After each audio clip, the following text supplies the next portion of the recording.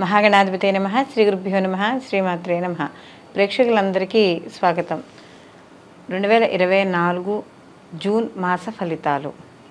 ద్వాదశ రాశుల వారికి నవగ్రహ సంచారాన్ని అనుసరించి శుభాశుభ ఫలితాలు ఏ విధంగా ఉంటాయి అనే విషయాన్ని మనం తెలుసుకుందాం. అలా తెలుసుకునే ముందుగా అసలు ఈ జూన్ మాసంలో గ్రహస్థితి ఎలా ఉంది, గ్రహాల యొక్క సంచారాన్ని బట్టి మిగతా ఈ ద్వాదశ రాశుల వారికి ఏ విధంగా ఉంటుందని తెలుసుకుంటే, రవి జూన్ 15వ తారీఖున మిథునంలోకి ఉదయం 7:30 ప్రవేశించడం అనేది జరుగుతుంది. అలాగే కుజుడు జూన్ 1న మేషరాశిలోకి అంటే తన స్వక్షేత్రంలోకి ఆయన ప్రవేశిస్తాడు. అది కూడా పగలు 3:37. బుధుడు జూన్ 14వ తారీఖున మనకి వృషభం నుండి మిథునంలోకి ఆయన ప్రవేశించడం అనేది జరుగుతుంది. అలాగే గురువు మనకి మాసమంతా కూడా వృషభ రాశిలో సంచారం చేయడం. శుక్రుడు జూన్ 12వ తారీఖున సాయంకాలం 6:30 ఈయన కూడా మిథునంలోకి ప్రవేశించడం అనేది జరుగుతుంది.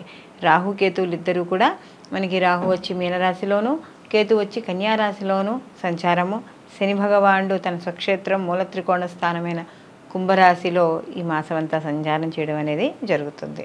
అలాగే చంద్రుడు ఈ మాసం మొదలుకొని అంటే ఈ మాసం ఉత్తరాభాద్ర నక్షత్రం నుండి మొదలుకొని మరియు ఈ మాసం అంతా కూడా ప్రయాణం చేసి తిరిగి మళ్ళీ ఆయన రేవతి నక్షత్రం వరకు ఈ మాసం అంతా కూడా ప్రయాణం చేయడం అనేది జరుగుతుంది. కాబట్టి ఈ యొక్క గ్రహాల యొక్క స్థితిగతులను అనుసరించి ఇప్పుడు వీళ్ళందరికీ ఎలా ఉండబోతుందో తెలుసుకుందాం.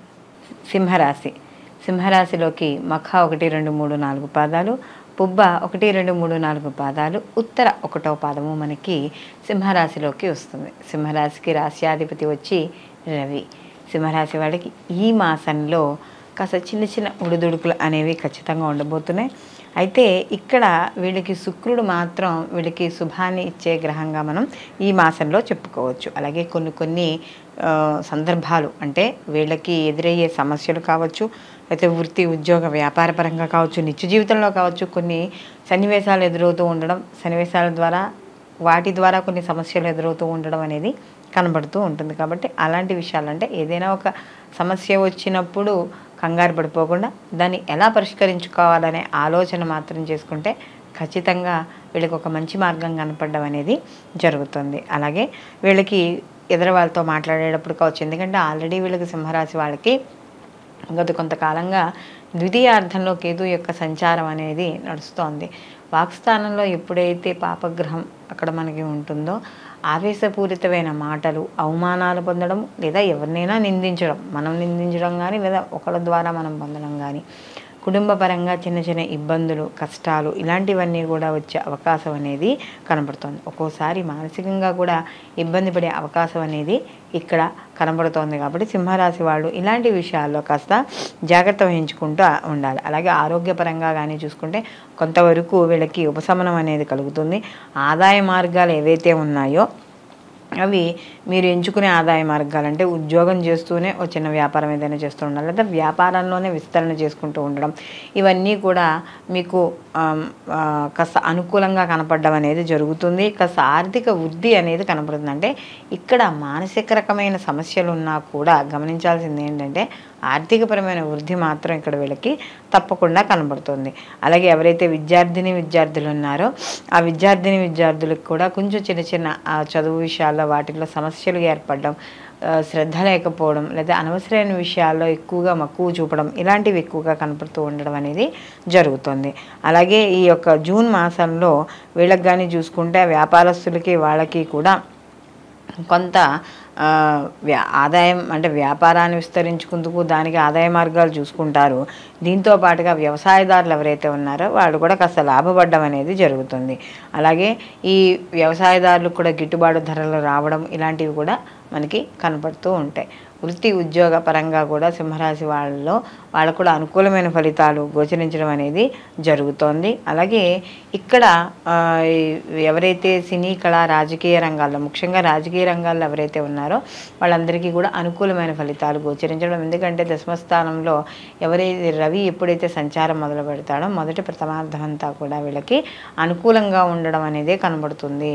కాబట్టి వీళ్ళకి రాజకీయ రంగాలు అంటే ఇంచుమించు ద్వితీయార్థం కూడా లాభంలోకి వెళతాడు. కానీ వీళ్ళు అంటే రాజ్యస్థానంలో రవి ఎప్పుడైతే ఉన్నాడో రాజకీయ రంగాల్లో ఉన్న వాళ్ళకి కొంతవరకు అనుకూలంగా ఉండడం, వాళ్ళకి ఏవైతే అనుకున్న దానికన్నా కాస్త ప్రభావం ఎక్కువగా ఉండడం, అలాగే ప్రభుత్వ రంగ ఉద్యోగస్తుల్లో పనిచేస్తున్న వాళ్ళు అంటే స్టేట్ గవర్నమెంట్ కానీ సెంట్రల్ గవర్నమెంట్ కానీ ఎవరైనా సరే వాళ్ళకి అనుకూలంగా ఉండడం, ఎవరైనా బదిలీలు అలాంటివి కోరుకునే వాళ్ళు ఉంటే వాళ్ళకి బదిలీలు అవ్వడం, ఇలాంటివన్నీ కూడా వీళ్ళకి కనబడుతూ ఉంటాయి. అలాగే ఎవరైతే ఈ యొక్క లలిత కళలకు సంబంధించి వాటి గురించి ఎవరైతే ప్రయత్నిస్తున్నారో లేకపోతే వాటికి సంబంధించిన వాటిలో కోర్సుల్లో జాయిన్ అవ్వాలనుకుంటారు వాళ్ళందరికీ కూడా అనుకూలంగా ఉంటుంది.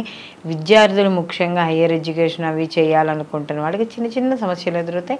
అలాంటి విషయాలు జాగ్రత్త వహించుకుంటే మిగిలిన అన్ని విషయాల్లో కూడా ఈ యొక్క సింహరాశి వాళ్ళకి అనుకూలంగానే ఉంటుంది. అదే ముఖ్యంగా స్త్రీలు ఎవరైతే ఉన్నారో సింహరాశిలో స్త్రీలు వాళ్ళు కూడా కాస్త ఉద్యోగ విషయాల్లో కాస్త ఒత్తిడి అధికంగా ఉండడం, కుటుంబంతో సమయం తక్కువగా గడపడానికి రావడం అనేది ఇక్కడ మనకి ఎక్కువగా కనపడుతూ ఉండడం అనేది జరుగుతుంది. స్త్రీలకు ఆరోగ్య విషయాల్లో కూడా కాస్త అనుకూలంగానే ఉంటుంది. నిరుద్యోగులు ఎవరైతే ఉన్నారో వాళ్ళకి అవకాశాలు వస్తాయి, కానీ వాటిని సద్వినియోగం చేసుకోవడం ద్వారా మాత్రం మంచి ఫలితాలను పొందడం అనేది జరుగుతుంది. ఎవరైతే వివాహం కాని స్త్రీ పురుషులు ఉన్నారో వాళ్ళకి ఈ మాసంలో వాటికి సంబంధించిన విషయాల గురించి ఇంట్లో మాట్లాడుకోవడం, చర్చలు చేసుకోవడం ఇలాంటివన్నీ కూడా జరిగే అవకాశం అనేది ఇక్కడ ఈ యొక్క సింహరాశి వాళ్ళకి కనబడుతుంది. మొత్తంగా చూసుకున్నప్పుడు సింహరాశి వాళ్ళకి సానుకూల ఫలితాలు, అనుకూలమైన ఫలితాలు అంటే ఈ అనుకూలమైన ఫలితాలు ప్రతికూల ఫలితాలు కూడా రెండు సమానంగానే ఉన్నాయి వీళ్ళకి.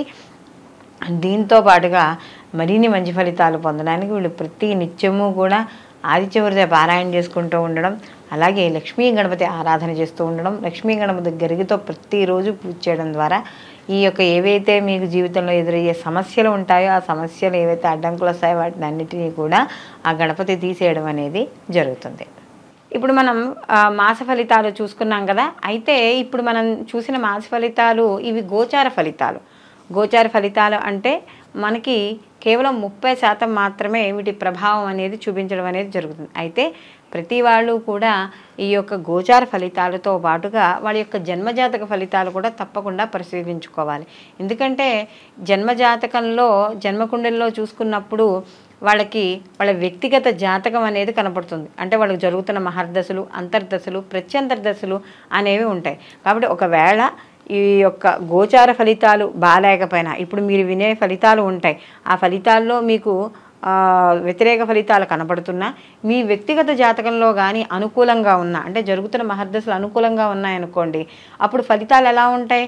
కాస్త అనుకూలంగానే ఉంటాయి. దానికి తగ్గ పరిహారంలో ఏమైనా చేసుకుంటే మనకి అనుకూలమైన ఫలితాలు వస్తాయి. ఒకవేళ గోచారం బాగుంది, మనకి వ్యక్తిగత జాతకం బాగాలేదు కాబట్టి అప్పుడు వ్యక్తిగత జాతకానికి సంబంధించిన ఏవైనా దోష పరిహారాలు కానీ అలాంటివి చేసుకుంటే సరిపోతుంది. కొంతమందికి రెండూ బాగుంటాయి కాబట్టి అప్పుడు అలాంటి వాళ్ళకి మనకి ఆ జాతకం అనేది చాలా అద్భుతంగా ఉంటుంది. వాళ్ళు పొందే ఫలితాలు కూడా చాలా అనుకూలంగా ఉంటాయని చెప్పవచ్చు. కాబట్టి ఇప్పుడు మన ఈ ఎప్పుడూ చెప్పుకునే ఈ మాస ఫలితాలు ఏవైతే ఉన్నాయో ఆ మాస ఫలితాలు గోచార ఫలితాలతో పాటు వ్యక్తిగత జాతకాలను కూడా తప్పకుండా పరిశీలించుకుని రెండు బ్యారేజ్ చేసుకుని అప్పుడు మాత్రమే ఈ ఫలితాలు అనేవి తప్పకుండా చూసుకోవాలి. సర్వేజన సుఖినో భవంతు, లోకా సంస్థ సుఖినో భవంతు.